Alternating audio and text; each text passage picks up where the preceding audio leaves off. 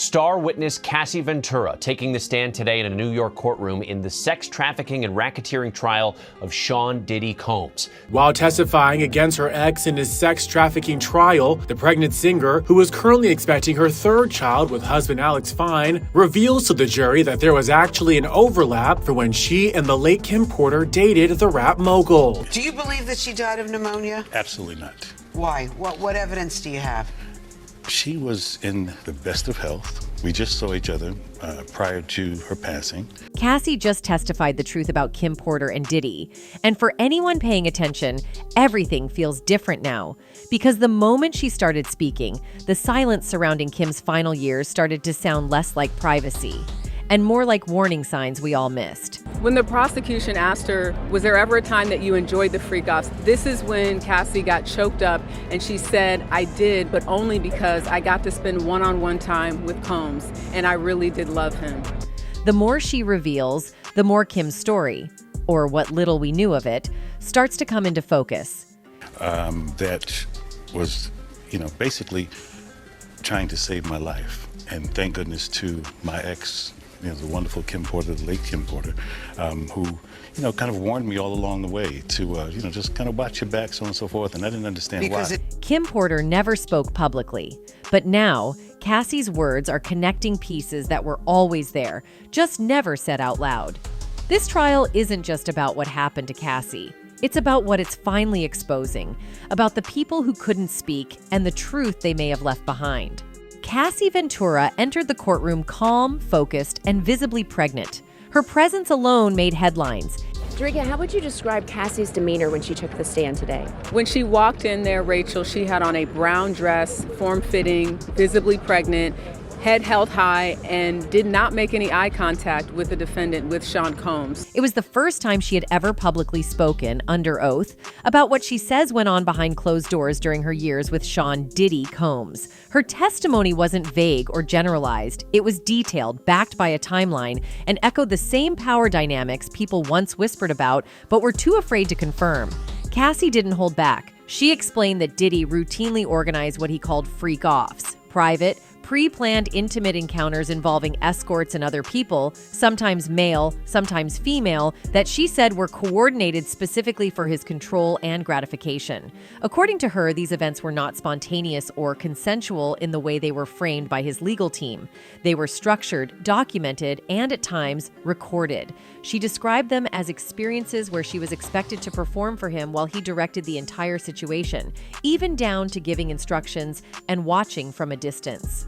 In her own words, it eventually became a job, something that wasn't just tolerated but endured. While testifying against her ex in his sex trafficking trial, the pregnant singer, who is currently expecting her third child with husband Alex Fine, reveals to the jury that there was actually an overlap for when she and the late Kim Porter dated the rap mogul. That moment cut deeper than any headline. It showed the emotional complexity of abuse, how psychological control can cloud perception, and how love can be used to keep someone trapped. It wasn't just about being manipulated physically, it was about being trained emotionally to believe pain was intimacy.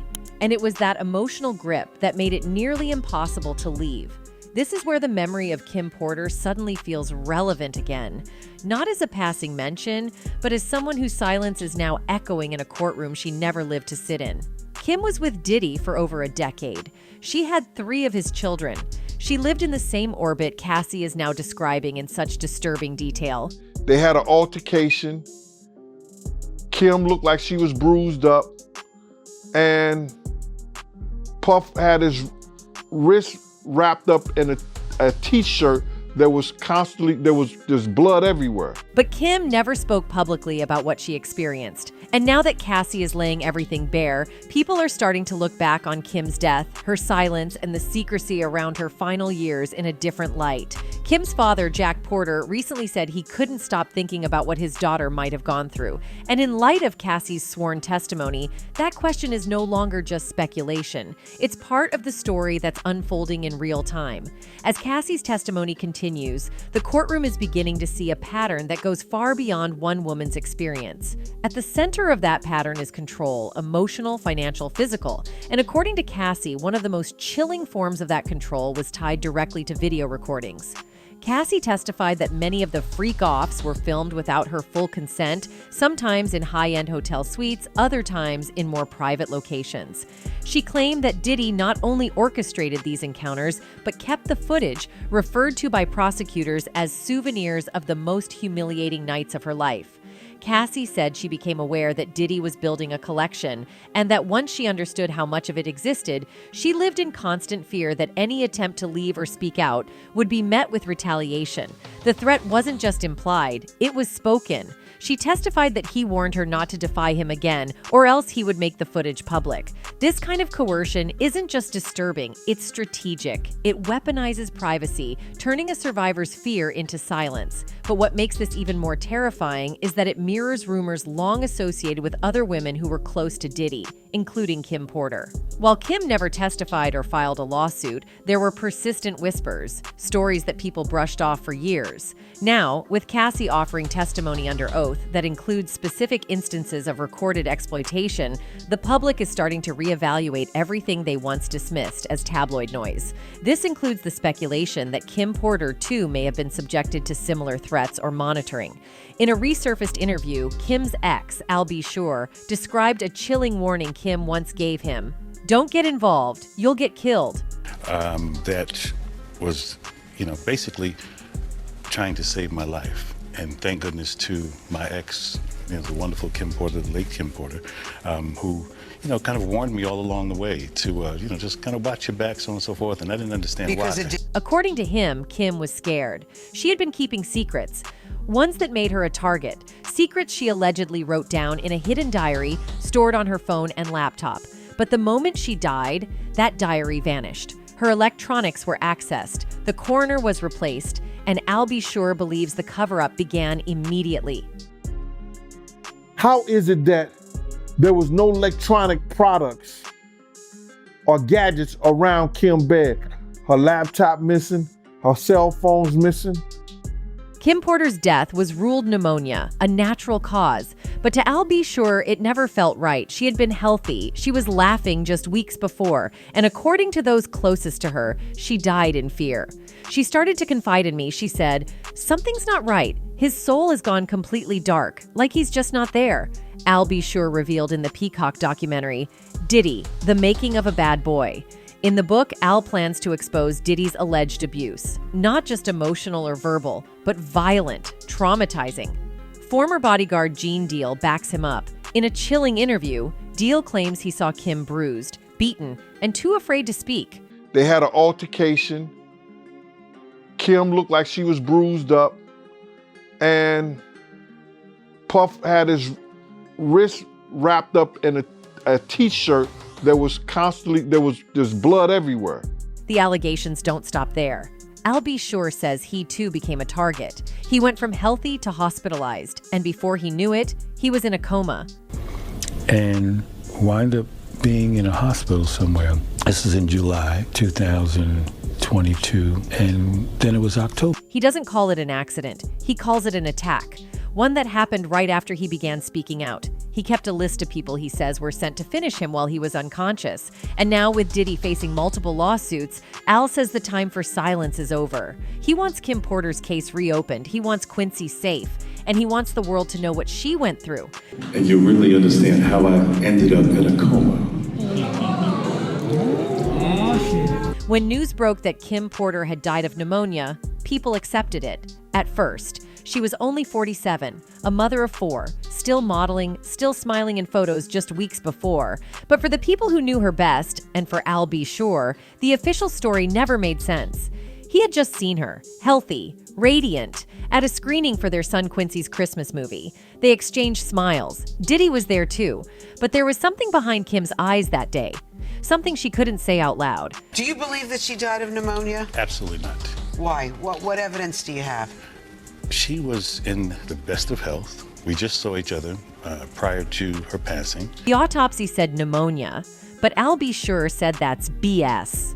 In fact, when he first got the call about her death, he collapsed. He was filming for BET that morning and remembers the exact moment his soul, as he put it, ripped out of his body. I had no clue. I do know very clearly that Kimberly didn't just check out all of a sudden over pneumonia. That's some BS, Al B. Sure wrote in a now-deleted Instagram post. Behind the headlines, there were details that never reached the public. Friends said Kim wasn't found in her bed like the report claimed. She was found on the bathroom floor. There were bloodstains on the pillowcases, a trail leading from the bedroom. None of that was in the autopsy summary. And someone had accessed her phone, her laptop, her private files. Someone got the passcode to her phone and her computer. They found out she was writing what was going on behind closed doors. The public had no idea what was happening right in front of everybody's eyes, he said in the Diddy documentary. Al believes Kim was documenting everything, in diary entries, emails, maybe even video. He says she told him to stay away, that if he got involved, he'd be next. She was in fear for her life, and she wasn't the only one. According to Gene Deal, there were nights he was called to the hospital, told to check on Kim after violent fights. He said she looked like she was bruised and stuff like that, but she wasn't saying much of nothing. Other times, he says, the fights weren't just yelling. He described play fights, ones where Diddy crossed the line. Kim would walk out in a white robe, shaken, quiet, and visibly hurt. You'd hear her say, "Stop, stop." He'd close the door, lock it, then it got quiet. Then one night it wasn't quiet. Deal said Kim had enough. In self-defense, she grabbed a corkscrew and slashed Diddy's wrist, hit an artery. He had to be rushed to St. Luke's Hospital. Deal said the scar's still there. She had cut, I think, probably an artery or something in his wrist with a corkscrew. Still, none of this ever made the headlines. There was never a domestic violence charge, no official police reports. But Al B. Sure said the silence was the point. Kim was scared. She felt watched. And she knew her time was running out. Al says he told her to call the FBI. She refused. Too dangerous, too late, and then she was gone. The same week, rumors started swirling about a tell-all memoir she was supposedly writing, a book that, according to some, may have named names. Friends said the manuscript disappeared after her death. Her computer wiped and her iCloud empty. Whatever she was preparing to say, someone made sure she never said it. And now, years later, Al B. Sure says he's going to say it for her. In July 2022, Al B. Sure was working on new music in the studio, focused, healthy. Then, out of nowhere, he collapsed. Rushed to the hospital, hooked to machines. Doctors couldn't explain it. Within days, he was in a coma. Days on life support. A total of 3 months incapacitated. He says no one knew. Not the fans, not even most of his family. Only a few people were allowed near him. And the longer he stayed under, the more paranoid the silence around him felt. He doesn't think it was random. He believes it was targeted, that someone wanted him gone, and that it was tied to Kim, to what she told him, to what she tried to write down. So do you think specifically then that Sean Diddy Combs or people affiliated with him did something to you that caused you to have multi-organ failure? I believe this to be the case, yes. That sounds dramatic, wild even, but this wasn't the first time Al had made a warning like that. Years earlier, he posted a letter, one that felt more like a will than a message.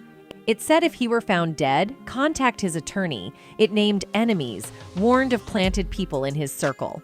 Said he was being stalked and hunted. Continue to F with a hungry, wounded animal in the woods with nothing to lose.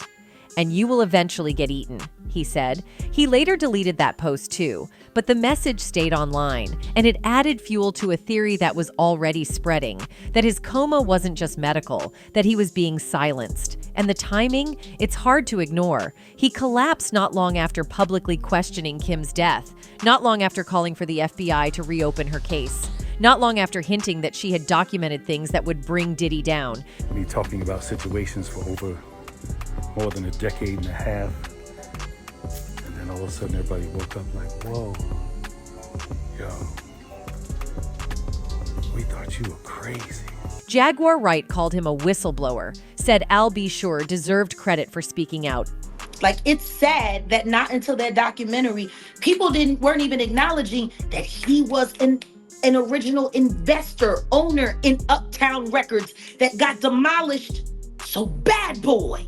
Even when no one believed him, when Al finally woke up from the coma, he said he felt like he had been given a second chance to protect his son, to defend Kim's name, and to finally finish telling the story that nearly killed him.